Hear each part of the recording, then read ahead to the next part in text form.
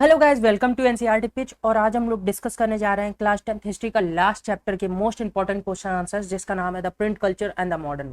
तो इस चैप्टर में हम लोग देखेंगे मोस्ट इंपॉर्टेंट क्वेश्चंस जो कि हर साल एग्जाम में देखने को मिलते हैं। तो चलिए वीडियो को स्टार्ट करते हैं। पहला क्वेश्चन हमारा आता है, what was the earliest kind of print technology develop in China, Japan और Korea.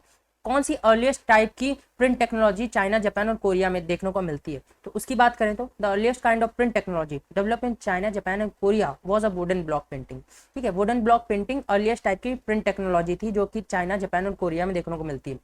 This system of hand printing involve carving a text or image into a wooden blocks, then inking the blocks and pressing it onto the paper and create a printed copy। इस system में देखा जाता है कि जो printing press है उसमें कैसे वर्क करता है प्रिंटिंग प्रेस। उसमें वुडन ब्लॉक्स में इंक भरी जाती है, उसके बाद वुडन ब्लॉक को प्रेस किया जाता था उसके ऊपर, पेपर के ऊपर, और जो भी चीज चाहिए होती थी, चाहे वो इमेज चाहिए हो चाहे टेक्स्ट चाहिए हो, वो उभर के आ जाता था। जिस टाइप का वुडन ब्लॉक होगा उसी टाइप की इमेज या टेक्स्ट बन के आ जाएगा। Wooden block painting was invented in China in 7th century. जो वुडन ब्लॉक प्रिंटिंग थी वो चाइना में इन्वेंट हुई थी। कब हुई थी? 7th सेंचुरी में हुई थी। And spread to Japan and Korea in the following centuries. और धीरे धीरे करके आने वाले दशकों में ये स्प्रेड हुई कोरिया और जापान जैसे देशों में। सेकंड क्वेश्चन की बात करें तो define the print revolution. Print revolution को डिफाइन करिए। ठीक है, तो इसके बारे में देखें तो the print revolution was the widespread adoption of printing press in the Europe in 15th and 16th century. Print revolution का मतलब क्या होता है? वाइड स्पेयर मतलब ज्यादा पैमाने पे लोगों का प्रिंटिंग प्रेस को अडॉप्ट करना। कब? 15 और 16 सेंचुरी के बीच में। इसी को प्रिंट रिवोल्यूशन कहा जाता है। Which led to dramatic increase in availability of printed material, जिसके कारण प्रिंटेड मटेरियल्स की डिमांड बढ़ गई, जैसे कि बुक्स हो गई, पंपलेट्स हो गई और मैप्स हो गए। ये सब चीजों की डिमांड्स उस समय बढ़ चुकी थी। This had a profound impact on European society, leading to the spread of literacy, the Reformation and the scientific revolution। इसके कारण जो यूरोपियन सोसाइटी उसमें काफ़ी गहरा इम्पैक्ट पड़ा, जैसे कि एजुकेशन को बढ़ावा देना, स्प्रेड ऑफ लिटरेसी, रिफॉर्मेशन लाना सोसाइटी में, और साइंटिफिक अप्रोच को बढ़ावा देना। तो ये सारी चीज़ें यूरोपियन सोसाइटी में देखने को मिलती है प्रिंट रिवोल्यूशन के बाद।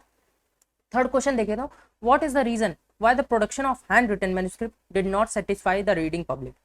ऐसा कौन सा रीजन था जिसके कारण जो मैन्युस्क्रिप्ट, हैंड रिटन मैन्युस्क्रिप्ट थी, वो लोगों को सेटिस्फाई नहीं कर पा रही थी। तो इसके तीन रीजन थे। जैसे कि पहला रीजन हो गया एक्सपेंसिव थी जो हैंड रिटन मैन्युस्क्रिप्ट थी। Hand written manuscript were expensive to produce because they required skilled scribe which could spend months or even years of copying a single book। ठीक है, मैन्युस्क्रिप्ट जो बनाने का काम था वो काफी स्किल्ड वर्कर्स का होता था, जिसके कारण जो वो काम था वो काफी महंगा था और इसको बनाने में काफी टाइम लग जाता था, कभी कभी 1 साल भी लग जाता था। तो इसलिए काफी एक्सपेंसिव हुआ करती थी, टाइम कंज्यूमिंग थी manuscript. The hand written manuscript were also time consuming to produce. इसको बनाना काफी ज्यादा टाइम कंज्यूमिंग प्रोसेस था, विच meant that the supply of books could not be keep up with the demands। जिसके कारण जो सप्लाई थी वो फुलफिल नहीं हो पा रही थी लोगों की डिमांड ज्यादा थी और सप्लाई कम थी, इसीलिए लोग सेटिस्फाई नहीं हो पा रहे थे। और तीसरा देखे तो फर्गाइल, मतलब कभी खराब नहीं होना मैन्युस्क्रिप्ट का, मतलब जो एक बार मैन्युस्क्रिप्ट को खरीद लेता था वो दोबारा खरीदता नहीं था, जिसके कारण जो डिमांड थी लोगों की वो एक बार खरीदने के बाद बंद हो जा रही थी, इसके कारण लोग सेटिस्फाई नहीं हो पा रहे थे। Hand written manuscript were fragile which mean that they could not easy to damage और डिस्ट्रॉय, जिसके कारण ये इजीली डैमेज और डिस्ट्रॉय नहीं होती थी और इसको कैरी करना भी काफी ज्यादा डिफिकल्ट होता लोगों के लिए।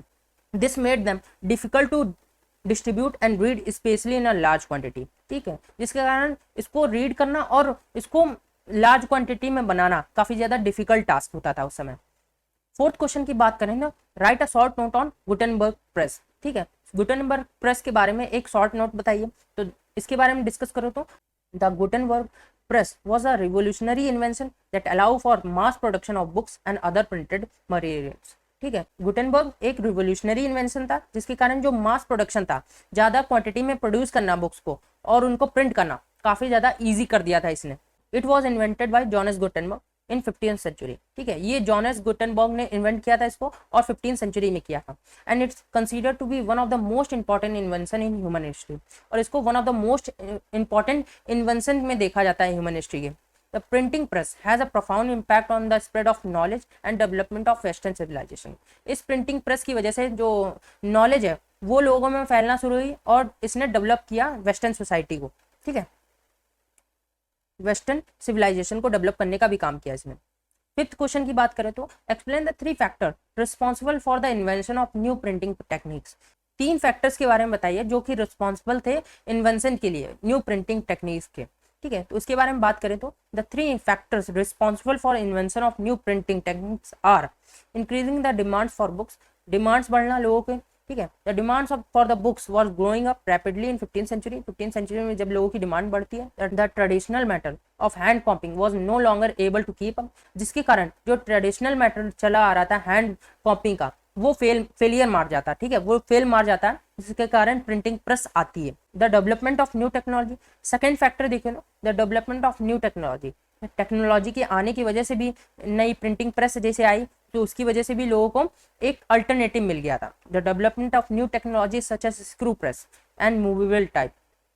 ठीक है, जैसे कि स्क्रू प्रेस हो गया जो कि मूवेबल टाइप का था, एक जगह से दूसरी जगह इजीली ले जा सकते थे। ठीक है, इजीली कैरी कर सकते थे और कहीं भी प्रिंट कर सकते थे, तो इसकी वजह से भी जो प्रोडक्शन है उसमें तेजी आई। द पॉसिबल टू प्रिंट, इसकी वजह से क्या हुआ, made it possible to print books more quicker and cheaper, जिसकी वजह से बुक्स थी वो काफ़ी तेजी से बनने लगी और चीप रेट में बनने लगी। ठीक है, थर्ड फैक्टर देखें the rise of middle class.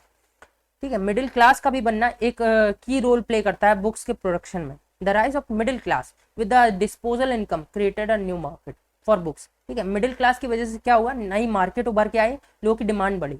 ठीक है, जिसकी वजह से बड़े बड़े पब्लिकेशन आए सोसाइटी में और उन्होंने मास लेवल पे प्रिंटिंग को एस्टैब्लिश किया।